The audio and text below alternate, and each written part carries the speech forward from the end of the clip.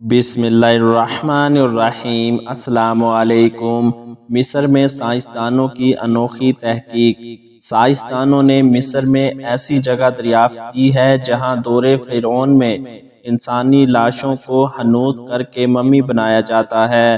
قدیم مصر کے دور فرعون میں انسانوں بالخصوص اس وقت کے حکمران، اشرافیہ اور امراء کو مرنے کے بعد ان کی لاشوں کو محفوظ رکھنے کے لیے حنوط کر کے ممیوں کا روپ دیا جاتا تھا، جس کے باعث وہ صدیوں تک محفوظ رہتی تھیں۔ لاشوں کو حنوط کر کے ممیاں بنانے کے اس فن کے راز جاننے کے لیے موجودہ سائنس مسلسل کوشاں ہے اور اب اس میں نئی پیش رفت سامنے آئی ہے۔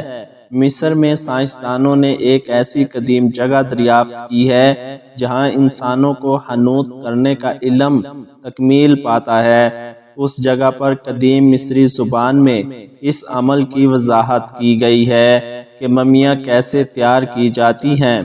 یہ جگہ قاہرہ کے جنوب میں تقریباً 30 کلومیٹر دور دریافت ہوئی ہے، جو تقریباً 525 سے 664 قبل مسیح کی ہے۔ یہ مقام زمین کی سطح کے اوپر زیر زمین کئی کمروں پر مشتمل ہے، جو مزید 30 میٹر تک گہرائی میں موجود ہے۔ یہاں سے ملنے والے بعض مادوں کے بارے میں خیال ہے کہ یہ جنوب مشرق ایشیا تک سے حاصل کیے جاتے تھے، جس سے اس عمل کے لیے درکار ایشیا کا وسیع تجارتی نیٹ ورک ظاہر ہوتا ہے۔ لاشیں حنوط کر کے ممی بنانے سے متعلق اب تک سائنسدانوں کی معلومات قدیم پائپری متن، یونانی مورخین اور ممیوں پر کیے گئے تجربات پر مبنی تھی، جس سے پتہ چلا کہ اس میں مختلف تیلوں کا مرکب، درختوں کی گوند اور تارکول جیسے مادوں کا استعمال ہوتا تھا۔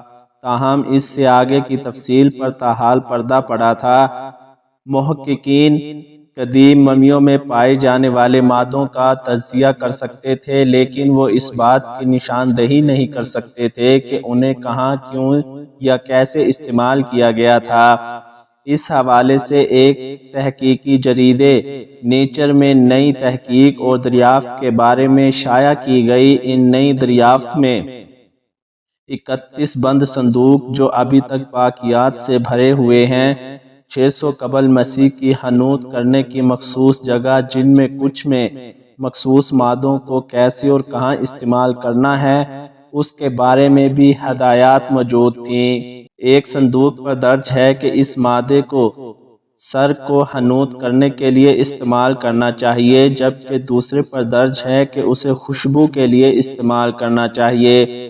مصر میں برآمد ہونے والے ان مرتبانوں کے تجزیہ کی ضرورت تھی، لیکن مصر کا قانون ان قدیم نمونوں کو ملک سے باہر لے جانے کی اجازت نہیں دیتا۔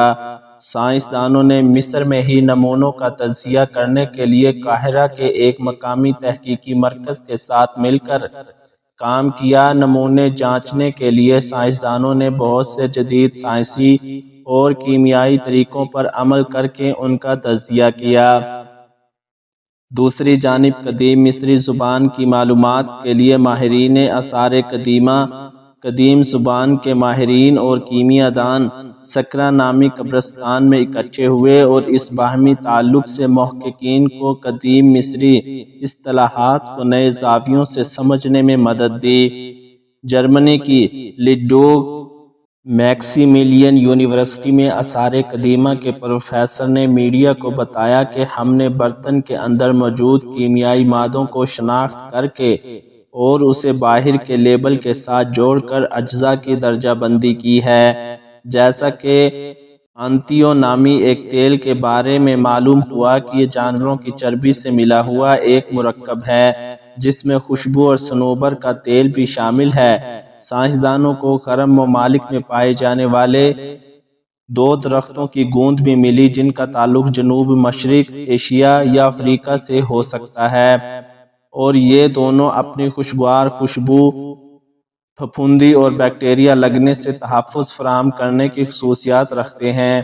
محققین نے کہا کہ اس مطالعے سے ہمیں یہ بھی پتہ چلا کہ بنیادی طور پر حنوط کیے جانے کی صنعت ابتدائی عالمگیریت کو آگے بڑھانے کا ایک قدم تھا، کیونکہ ممیاں بنانے کے لیے ان اشیاء کو پورے جنوب مشرق ایشیا کے دور دراز علاقوں سے منگوانے کی ضرورت ہوتی تھی۔ اس حوالے سے قاہرہ میں امریکن یونیورسٹی میں مصریات کی پروفیسر سلیمہ اکرم نے بتاتے ہوئے کہا کہ اس مطالعے سے پہلے ہمارے پاس چیزوں کے نام موجود تھے، لیکن ہم واقع نہیں جانتے تھے کہ وہ کیا ہیں۔ ہم نے فرض کیا تھا کہ وہ جو کچھ اور ہوگا۔